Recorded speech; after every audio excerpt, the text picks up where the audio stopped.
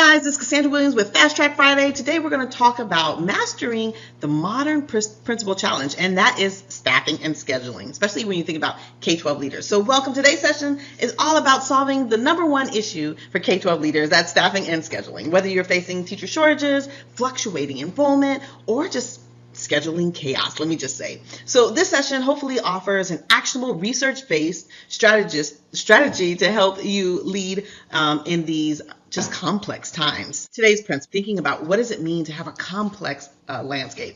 So we put ourselves in these four buckets, like what are we doing about the critical staffing shortages across multiple positions? How are we going to figure out unpredictable enrollment patterns? And I caution to say many times unpredictable.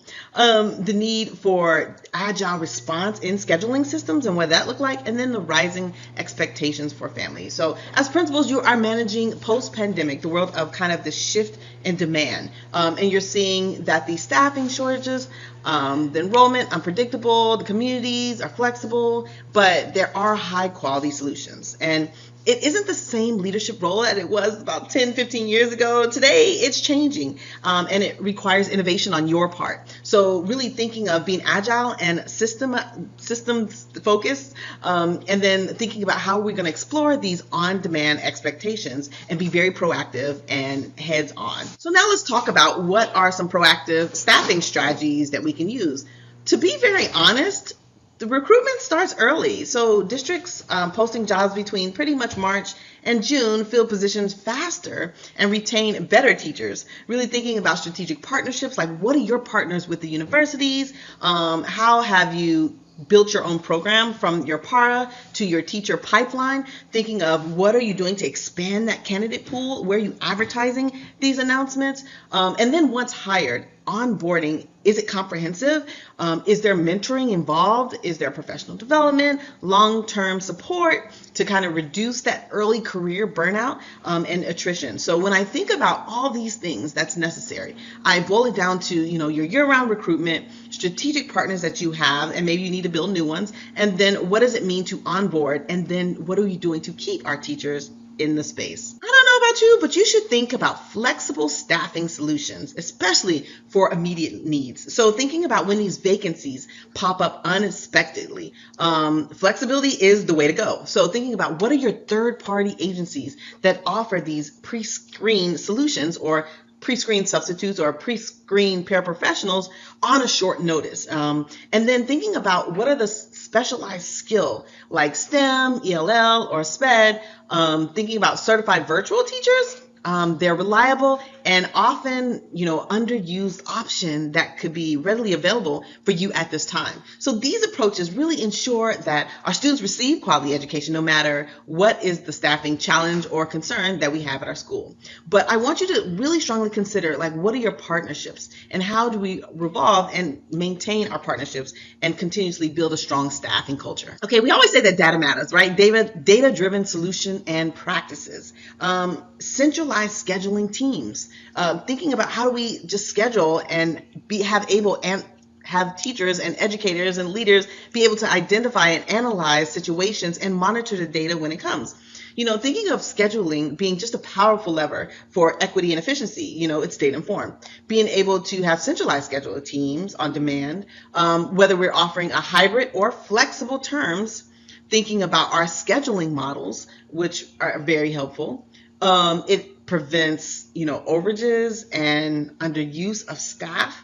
And also think about hybrid. What does it look like for hybrid models and flexible teams, for people teaching where they are and when teachers need help, creating schedules, implementing new schedules, maybe a little smoother. Staff satisfaction can increase when we're thinking about supporting teachers through surveys, planning meetings, and some of the challenges that may pop up. Okay, so managing enrollment fluctuations. This is tricky. We must really quickly respond to our enrollment changes. This means that real-time monitoring must happen. Attendance regulation, and what are your registration trends? Thinking when needed, how do we incentivize transfers to balance the enrollment? And don't underestimate just the power of a personal phone call. being able to, we call it in some schools a smile and dial, where we have campaigns that help re-engage families, to bring them back or to re-engage with the community.